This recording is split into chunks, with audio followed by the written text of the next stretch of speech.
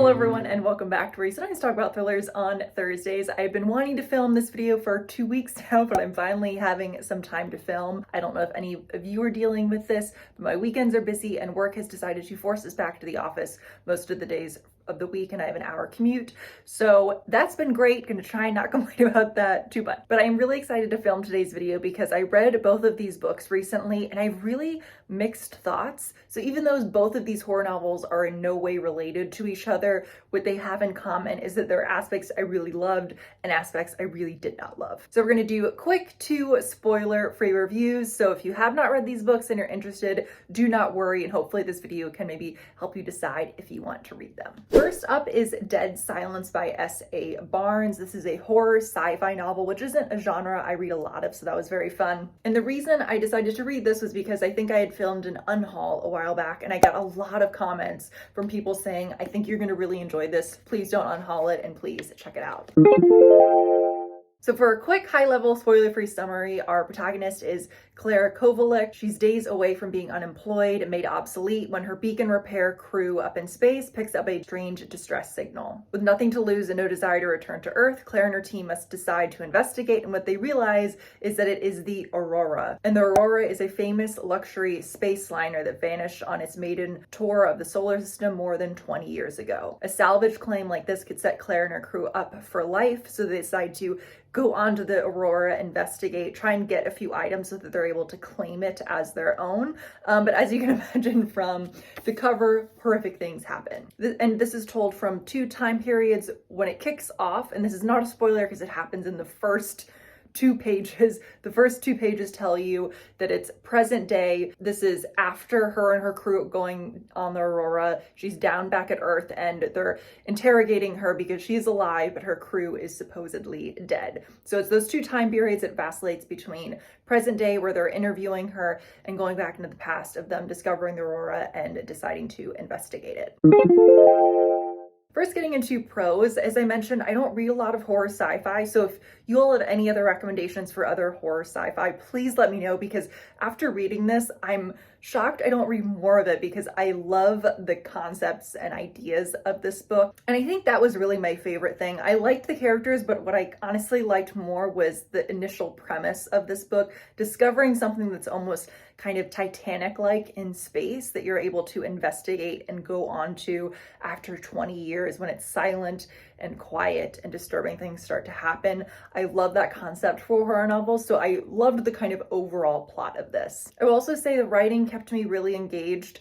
I think this would be a good, if you're on the beach and you love a horror novel, a good fast one to go through because it was really highly engaging. But now we're gonna go ahead, as I mentioned, these are gonna be speed reviews. Let's go ahead and get into the cons.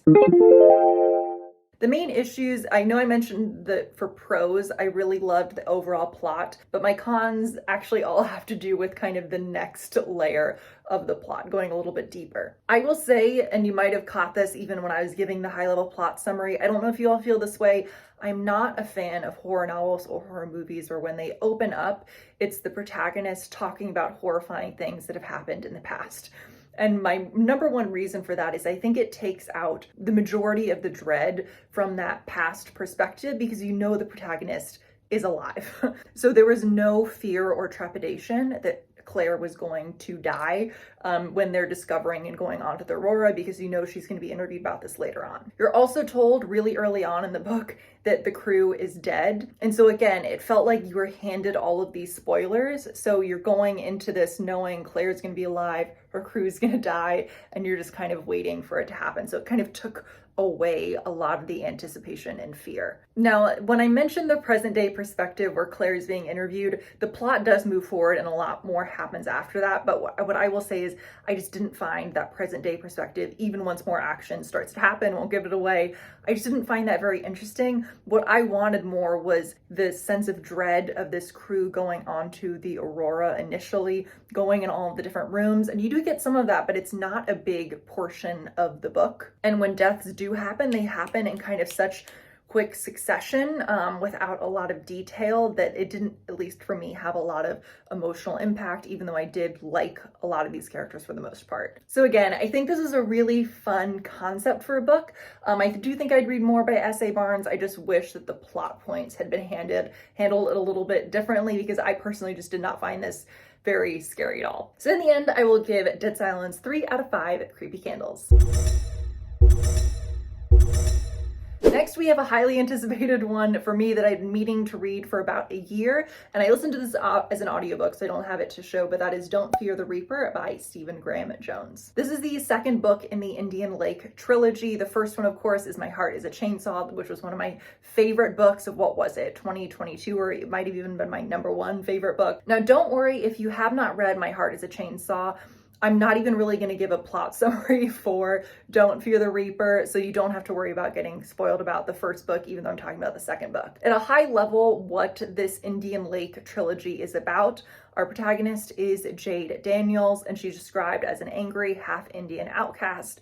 And at least in the first book, My Heart is a Chainsaw, she's a high school student who loves slashers, and she really thinks that a slasher is going to come to her town of Proof Rock, Idaho. And so book number 2, again, I won't say much because I don't want to spoil book number 1, but I'll just say that there's a different antagonist for Don't Fear the Reaper who is killing people around the town. And it kind of opens up in a very fun, classic way of some teens getting killed.